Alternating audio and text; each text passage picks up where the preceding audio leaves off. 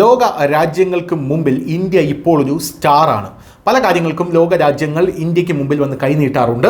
അതിപ്പോൾ ആയുധ കച്ചവടം വരെ എത്തി നിൽക്കുന്നു. ഇന്ത്യയുടെ ബ്രഹ്മോസ് വാങ്ങിക്കാൻ, ഇന്ത്യയുടെ തേജസ് വാങ്ങിക്കാൻ, ഇന്ത്യയുടെ പിനാക മിസൈലുകൾ വാങ്ങിക്കാൻ, ഇന്ത്യയുടെ എയർ ഡിഫൻസ് സിസ്റ്റം വാങ്ങിക്കാൻ, ഇന്ത്യയുടെ സാങ്കേതിക വിദ്യകൾ കൈപ്പറ്റാൻ എല്ലാം ലോക രാജ്യങ്ങൾ ഇപ്പോൾ ഇന്ത്യക്ക് മുമ്പിൽ ക്യൂ നിൽക്കുന്ന കാഴ്ചയാണ് നമുക്ക് കാണാൻ സാധിക്കുന്നത്. അത്തരത്തിൽ നിരീക്ഷണത്തിൽ നിന്ന് ഇന്ത്യ വരുമാനം നേടുന്നു എന്നുള്ള റിപ്പോർട്ടുകൾ പുറത്തു വരുന്നു. ലോകമെമ്പാടുമുള്ള രാജ്യങ്ങൾ ഉപഗ്രഹ സേവനങ്ങൾക്കായി ഇപ്പോൾ ഇന്ത്യയെ സമീപിച്ചുകൊണ്ടിരിക്കുകയാണ് എന്ന റിപ്പോർട്ടുകളാണ് പുറത്തു വരുന്നത്. ലോകം നിലവിലൊരു വലിയ യുദ്ധാവസ്ഥയിലാണ്, നമുക്ക് എല്ലാവർക്കും അറിയാം. യുക്രൈനും റഷ്യയും തമ്മിലുള്ള യുദ്ധം, ഇസ്രായേലും ഇറാനും തമ്മിലുള്ള യുദ്ധം, പാകിസ്ഥാനും വരുത്തി വയ്ക്കുന്ന വലിയ വിനകൾക്കിടയിൽ നമ്മൾ പാകിസ്ഥാന് കൊടുക്കുന്ന അടികൾ, പോരാത്തതിന് യൂറോപ്പ് വലിയൊരു യുദ്ധത്തിന് തയ്യാറെടുക്കുന്നു എന്ന് പറയുന്നു. അങ്ങനെ വലിയ യുദ്ധമാണ് ഇപ്പോൾ ലോകത്തെമ്പാടും നടക്കുന്നത്. എന്തായാലും ഇറാനും ഇസ്രായേലും തമ്മിൽ വെടിനിർത്തൽ ഉണ്ടായിട്ടുണ്ടെങ്കിലും അത് അവസാനിച്ചിട്ടില്ല എന്നുള്ളത് നമുക്ക് എല്ലാവർക്കും അറിയാം. ഒരു യുദ്ധം സംഭവിക്കുമ്പോഴെല്ലാം ആ രാജ്യം കഷ്ടപ്പെടുന്നു, പക്ഷേ ആയുധങ്ങൾ നിർമ്മിക്കുന്ന രാജ്യത്തിന് എല്ലായ്പ്പോഴും പ്രയോജനം ലഭിക്കുന്നുമുണ്ട്. ഈ യുദ്ധങ്ങൾ നടക്കുന്നതിനാൽ ഇന്ത്യക്കും വളരെയധികം പ്രയോജനം ലഭിക്കും എന്ന ആശങ്കയും പല രാജ്യങ്ങൾക്കും ഉണ്ട്. നിരന്തരമായ യുദ്ധഭീതി കാരണം മറ്റ് രാജ്യങ്ങളും അവരുടെ സുരക്ഷ വർദ്ധിപ്പിക്കുകയാണ്. ഇതിനായി അവർ ഇപ്പോൾ ഇന്ത്യൻ കമ്പനികളെയാണ് ആശ്രയിക്കുന്നത്. ഇന്ത്യക്കും അപ്പോൾ പണം സമ്പാദിക്കാനുള്ള അവസരമുണ്ട്. നിരന്തരമായിട്ടുള്ള യുദ്ധ സാഹചര്യത്തിൽ പല രാജ്യങ്ങളും പരസ്പരം അങ്ങോട്ടും ഇങ്ങോട്ടും നിരീക്ഷിക്കേണ്ട ആവശ്യം ഉണ്ടായിരിക്കും. ഇതിനായി അവർക്ക് ഉപഗ്രഹങ്ങൾ ആവശ്യമാണ്. അതിനാൽ ഓസ്ട്രേലിയ, നോർവേ, ഹംഗറി, പോളണ്ട്, പശ്ചിമേഷ്യയിലെ മറ്റ് രാജ്യങ്ങൾ എന്നിവ ഇന്ത്യൻ കമ്പനികളെ സമീപിക്കുന്നു എന്നാണ് സൂചിപ്പിക്കുന്നത്. ഈ റിപ്പോർട്ട് സൂചിപ്പിക്കുന്നത് ഉപഗ്രഹങ്ങൾ വഴി മറ്റ് രാജ്യങ്ങളെ നിരീക്ഷിക്കാൻ വളരെ നല്ല ഓഫറുകൾക്കായി ഇന്ത്യൻ സ്വകാര്യ ബഹിരാകാശ കമ്പനികളെയാണ് ഇവർ ആശ്രയിക്കുന്നത്. റിപ്പോർട്ട് അനുസരിച്ച് നിരവധി രാജ്യങ്ങൾ ഇപ്പോൾ ഇന്ത്യൻ കമ്പനികളുമായി സഹകരിച്ച് പ്രവർത്തിക്കുന്നുണ്ട്. ഇതിൽ ആൽഫ ഡിസൈൻ കമ്പനിയും ഉൾപ്പെടുന്നു.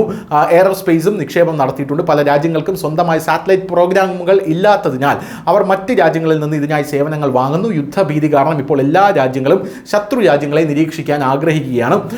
എന്തായാലും ഇന്ത്യക്ക് പല രാജ്യങ്ങളുമായി നല്ല ബന്ധമുള്ളതിനാൽ അവർ ഇപ്പോൾ ഇന്ത്യൻ കമ്പനികളുമായി ബന്ധപ്പെടുന്നു. ഇതിനാൽ ഇരു രാജ്യങ്ങൾക്കും പ്രയോജനം ലഭിച്ചേക്കും എന്നുള്ളതാണ് പ്രധാനപ്പെട്ട കാര്യം.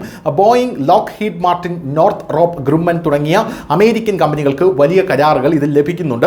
എന്നിരുന്നാലും ഇന്ത്യൻ കമ്പനികൾക്ക് 5 മുതൽ 25 ദശലക്ഷം US$ വരെയുള്ള കരാറുകളും ലഭിക്കുന്നുണ്ട്.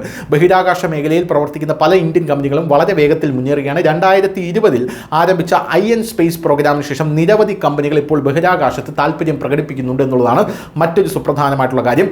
ബംഗളൂരുവിലെ അനന്ത് ടെക്നോളജീസിനും ദിഗന്തറിനും ഓസ്ട്രേലിയൻ കരാറുകൾ ഇപ്പോൾ ലഭിച്ചിട്ടുണ്ട്.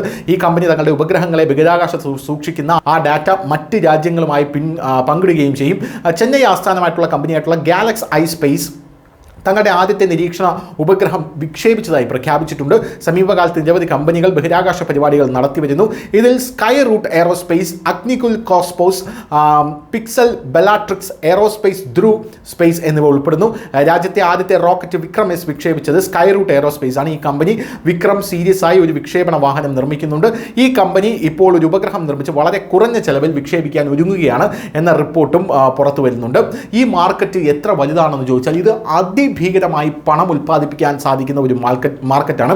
ബഹിരാകാശ മേഖല വിപണി വളരെ വേഗത്തിൽ വളർന്നുകൊണ്ടേയിരിക്കുകയാണ്. നൂതന സാങ്കേതിക വിദ്യയും വാണിജ്യവൽക്കരണവും കാരണം നിരവധി കമ്പനികൾ ഇതിലേക്ക് പ്രവേശിക്കുകയാണ്. 2023 ഈ വിപണിയുടെ മൂല്യം $570 ബില്യൺ ആയിരുന്നു. 2035 ആകുമ്പോഴേക്കും ഇത് $1.8 ട്രില്യൺ ആയി മാറുമെന്നാണ് കണക്ക് കൂട്ടുന്നത്. News desk, news India Malayalam.